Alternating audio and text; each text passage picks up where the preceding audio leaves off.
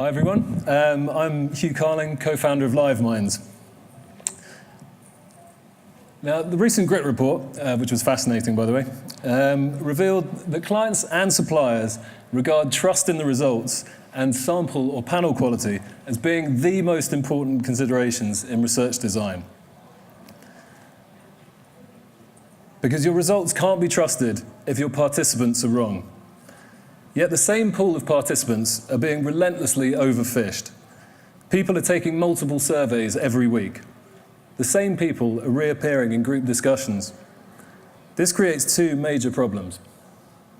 Firstly, some people will say or do anything to get the bait. Secondly, frequent participation makes all their responses less valid, as they become less and less representative of typical consumers. We call our approach behavioral recruitment because it's powered by Facebook's unparalleled data on what people have actually done, rather than what they say they've done. We use their hyper-targeted advertising platform in tandem with our own Facebook application to deliver this service. And over the last 2 years, we've successfully used this approach to recruit thousands of fresh participants of every age in more than 65 countries for qual and some quant projects. There are now nearly 2 billion Facebook users in 190 countries. And on average, they use Facebook for 50 minutes every day, reading, watching, sharing, commenting, liking, reacting, clicking, and posting. And every single one of those behaviors goes into building their understanding of us.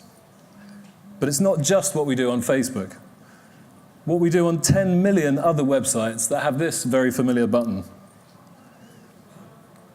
including many of the other most popular websites in the world, all gets fed into the same system. Now, in a recent study, Stanford professor Michael Kosinski revealed that a computer model based simply on Facebook likes knew more about its subjects than their closest friends and family. Yet likes are just one of 98 different data points collected on users from their favorite TV shows to their international traveling habits. Furthermore, Facebook has a global reach that is 100 times bigger than the world's biggest panels. And the participants you find there are fresh to research, not semi-professionals expecting it and looking for it. So how does behavioral recruitment work?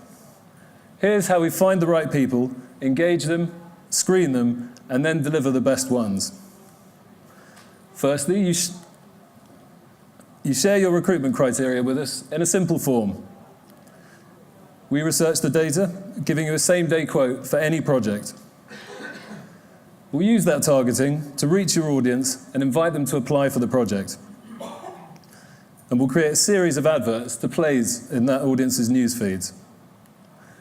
People who are interested click through to a landing page to get more information. And then they go on to take a screener, which sits inside the Facebook application, ensuring minimal dropout along the way. If it's a quant project, they take the screener and the survey there and then.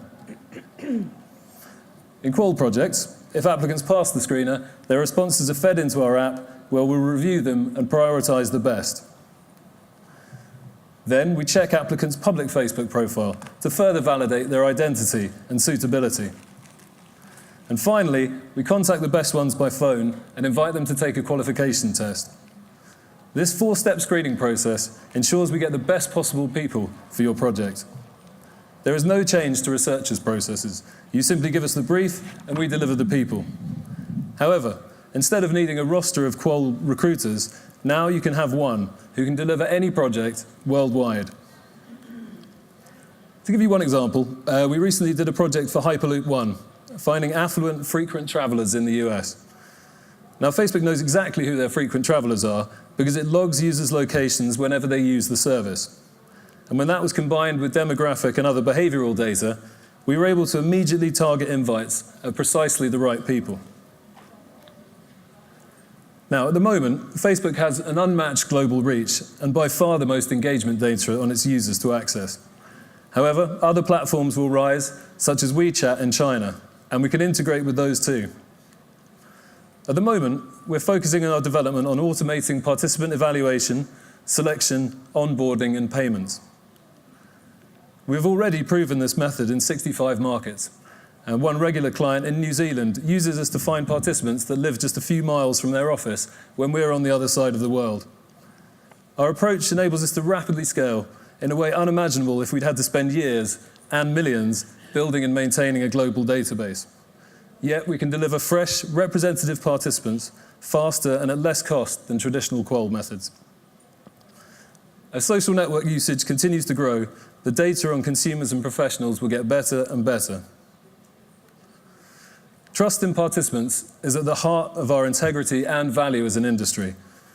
Now, more than ever, it's vital that we're talking to the right people. Behavioral recruitment enables us to achieve this to a standard that has not before been possible. Thank you.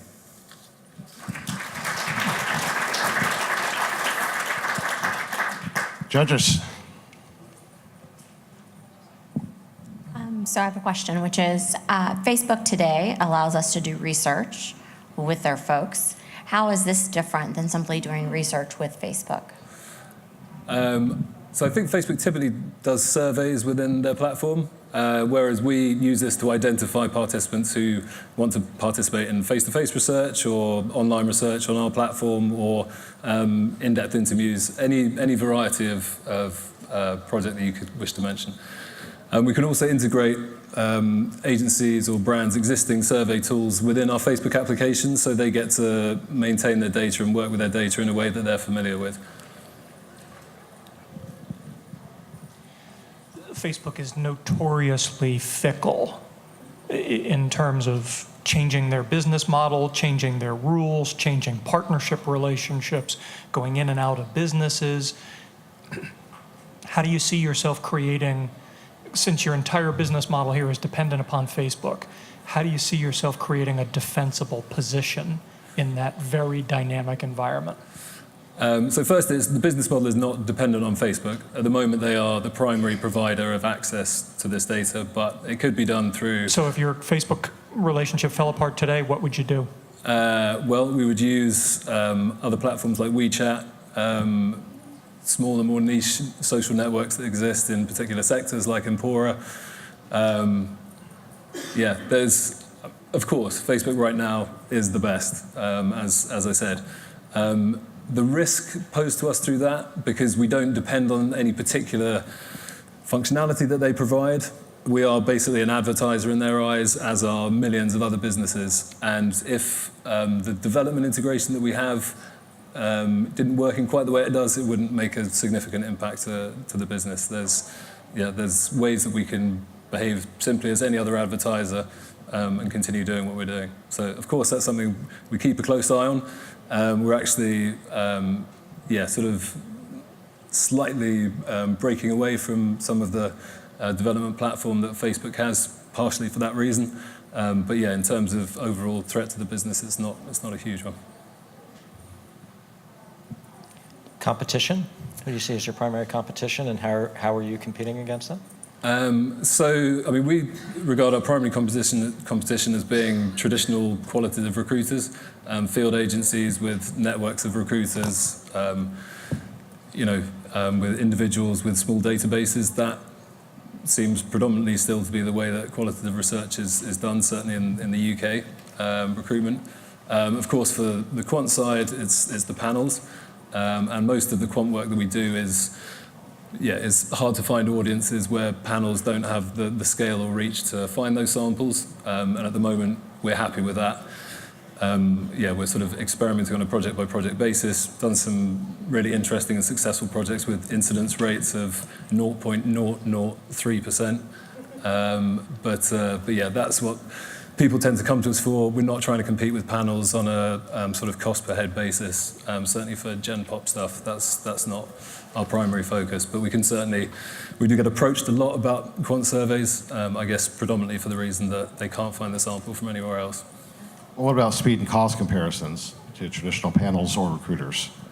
So we cost pretty much in line with existing traditional recruiters at the moment. So for a standard recruit in the UK is £50 a head. Where I think we do make fairly significant cost savings is for international recruits. So typically it's about £70, which I think in today's fluctuating markets is about $85. So yeah, and that pretty much applies around the board anywhere in the world. So certainly for multi-market projects, we can work out significantly cheaper, and obviously can be one supplier, far less headache for for the agency or researcher to have to deal with. What's your revenue and profit? So revenue tripled last year in 2016. We're on course to do that again. As you may know, this is a small but growing part of what LiveMinds does as a business. We have a qualitative research platform as well and a marketplace of moderators, but we are focusing much more on this now because we see this as something that the industry really needs and is a huge opportunity for us as a company. So we're doing about 70,000 US a month on this at the moment. Thank you, Hugh. Great. Appreciate it. Thank you very much. Cheers, then.